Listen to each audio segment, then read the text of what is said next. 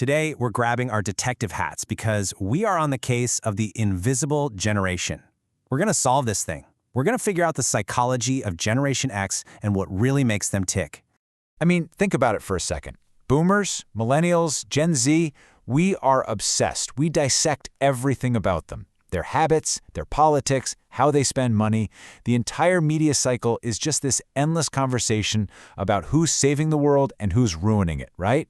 But there's this whole group of people we seem to have just skipped. Exactly. What about them? Born roughly between 1965 and 1980, they're the ones who just quietly get things done. They built a huge chunk of our modern world, but they never seem to post about it. So what is going on there? To really get their mindset, we have to go back in time. We have to become detectives and investigate the scene of the crime, their childhood.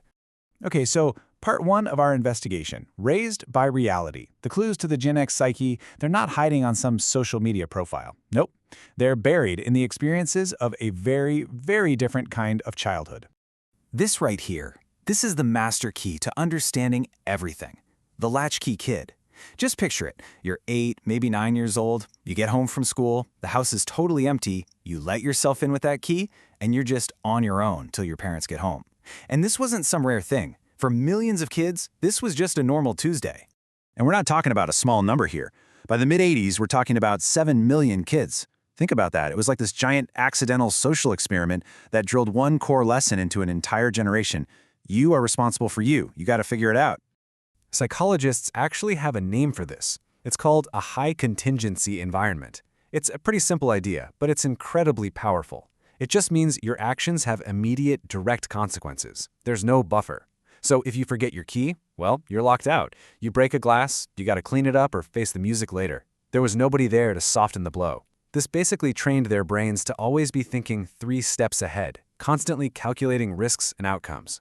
Now, at the same exact time, this was the story they were being told. This was the promise from society, from their parents' generation. You know the one, the American dream in a nutshell. Just put your head down, do the work, play by the rules, and you'll get the prize, a stable, successful life. And then they watched that whole promise just shatter right in front of their eyes. The rules they were told to follow kept changing, and the foundations they were told were solid, well, they started to crumble. And it was relentless. It wasn't just one thing. First, the family unit itself started to break apart, with divorce rates going through the roof. Then that whole promise of a job for life, poof, gone, thanks to mass corporate layoffs. They graduate college right into the dot-com bubble bursting, and just when they should be hitting their peak earning years, bam, the 2008 financial crisis wipes everything out. You see the pattern? It was this constant feeling of the rug being pulled out from under them. So, how does all of that childhood, those disappointments, how does that bake itself into a personality? Well, those weren't just experiences, they were forged into a specific set of survival skills that, to you and me, just look like personality traits today. And that brings us to this core trait, defensive pessimism. Now, it's not that they're just negative or cynical people. Not really. It's more of a practical strategy. See, after you've watched so many best-laid plans go up in smoke, you learn to hope for a good outcome, but you always have a backup plan for when it all goes wrong. It's like emotional armor they built out of pure experience. This also totally explains their relationship with authority. They grew up watching major institutions and leaders fail, from politics to big business. So yeah, they have very little patience for someone with a fancy title who can't back it up. They couldn't care less what your business card says. Can you actually do the job? Are you competent? If the answer is yes, they'll follow you into a fire. If it's no, you've already lost them. And this all creates this really fascinating paradox when it comes to asking for help. To them, asking for help can feel like admitting you failed. It goes against every single lesson of self-reliance they ever learned. But, and this is the twist, because they know exactly what it feels like to be on your own, they are often the very first person to show up when you need help. And they'll do it without you even asking and without making a big deal about it. So you can kind of summarize their whole psychological armor like this. You've got ironic detachment, laugh at it before it can hurt you. A fierce sense of privacy, because hey, when they grew up, your mistakes weren't broadcast to the entire planet. A deep loyalty, not to some company, but to their own competence, because that's the only job security they've ever truly believed in. And it all circles back to that radical self-reliance, learned in an empty house with a key hanging around their neck. Okay, which brings us to our final piece of the puzzle.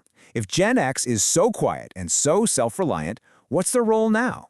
Well, it turns out that very invisibility, that quietness, has become their most important job. They are the bridge generation. Seriously, think about this for a second. It's kind of mind-blowing.